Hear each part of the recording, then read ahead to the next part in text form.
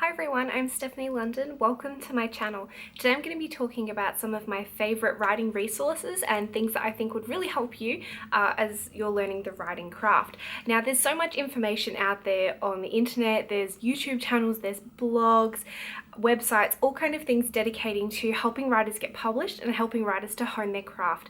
So if you're going to go and spend your hard-earned money on a physical craft book or something like that, then I definitely recommend doing a little bit of research first, because there is a lot of information out there that's wonderful and completely free.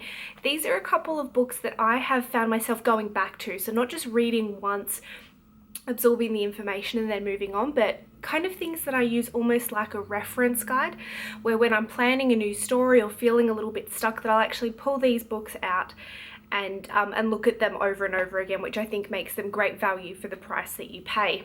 So I've got my notes here. Apologies if you see me looking down. I just want to make sure that I get everyone's names and the titles correct. So firstly, there's a set of 3 books. You can buy them individually.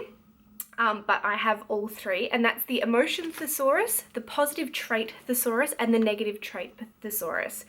Try saying that 3 times fast, by Angela Ackerman and Becca Puglisi. So these books are basically lists of traits and emotions and how you can actually bring that out in your writing. So it's kind of helping you to show instead of tell. As a writer, you've probably heard that advice before. It actually helps you to really bring the emotion out in your book, which if you are writing romance, or even if you're not, is really important for engaging the reader.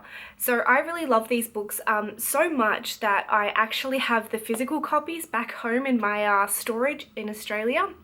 And I couldn't bear the thought of coming over here and not having them at my fingertips. So I actually downloaded the digital copies as well through Amazon onto my iPad. So I continue to use them. I bought them probably, I think, maybe 2 years ago, and they are something that I still reference very frequently. So highly recommend those if you're looking for something that is sort of a reference guide if you're struggling to bring the emotion out within your stories, or if you're not sure what that actually means to show rather than tell the emotion. Those 3 books will be a fantastic resource for you. The next book that I really enjoyed is actually by a romance writer called B.J. Daniels. So if you're into romantic suspense, you've probably heard that name before. She has a ton of books out there and a very successful and long career as a romance writer. One of the things that I really liked about her book was that it's very no nonsense. Like, it cuts straight to the point, and it's almost done in a slightly blunt kind of style, which I really like, because there's no fluff. It's just about doing what you need to do to make your book the best it can be. The other thing I really enjoyed about this craft book is it actually had kind of examples of different ways of doing things. So for example, when you're starting your story, what you actually highlight as part of the opening and how that sets the scene for the reader. There's a lot of different ways that you can do that. And this book showed examples of all of the different styles. And then at the end of every section, it had a writing exercise. So I think if maybe you're starting out and you're not kind of too sure about the different ways that you can do the technical things with your writing, such as opening or characters, setting, things like that, then this is a really fantastic one. And if you are a romance writer, the great thing is all the examples are from BJ's own book, so they're all romance related examples as well, which is fantastic. The next book is one that actually made it over with me, because it is a tiny little one, so I felt like I could actually pack this in my luggage to bring with me, and that is Editing Made Easy by Bruce Kaplan. I'm really sorry about the lighting. It's very bright outside today, so I'm hoping that that refocuses okay.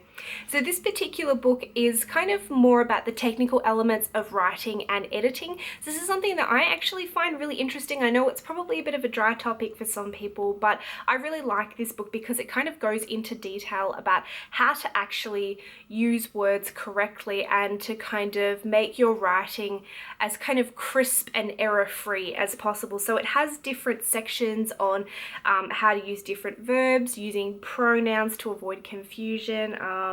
What else is in here? Looking at kind of tenses and how they relate to one another. So I really like that because I am a bit of a stickler for that kind of stuff. I like my writing to be as clean as possible, and I've enjoyed teaching myself about kind of the proper elements of grammar and punctuation and things like that, because I feel like I didn't really learn that very much in high school. I don't know if that's a normal thing. Leave a comment below. Did you really learn kind of the technical elements of writing in high school? Because I'm pretty sure I didn't. So I'm kind of teaching myself a lot of that stuff now, and that's a book that I'm really enjoying. Now the next book that I bought is sort of a recent purchase. I was umming and ahhing about whether or not to include it because I haven't had it for as long as I have these other books, but I'm really enjoying it so far. It's The Writer's Guide to Characterization by Victoria Lynn Schmidt. It's this one here. There's a series of these books. I also ended up buying the 20 Master Plots, which is that one there, and the 45 Master Characters. So there are a series of books that kind of go into detail about the different archetypes of characters and plots. This one in particular is really good. It gives you a lot of examples of the different character types, and not only about how to create a really 3D, realistic and complex character, but it also looks at how those characters then interact with other character types. And that's something that I found really interesting when you're developing a bit of a dynamic between the different characters in your book. Understanding how interactions will be perceived from both character types, even if you're only writing in one person's point of view. That really allows you to kind of create strong characterization and make realistic relationships within your book, whether it's between the hero and heroine or between either of those characters and a secondary character. So those are the craft books that I have really found myself reaching for, things that I think are definitely worth the money if you're looking to kind of invest in your professional writing craft library. I'd love to hear your recommendations. I know I haven't mentioned a couple of the big ones like On Writing by Stephen King and the Save the Cat, and I have forgotten the name of the guy that writes that, but I will put those in the links below as well. They're really fantastic ones, but I see so many people recommending them over and over that I thought that, you know, it's kind of a given that those would be the good things to read, and these are sort of, you know, if you've read those and you're looking for something else, these are the ones that I definitely recommend.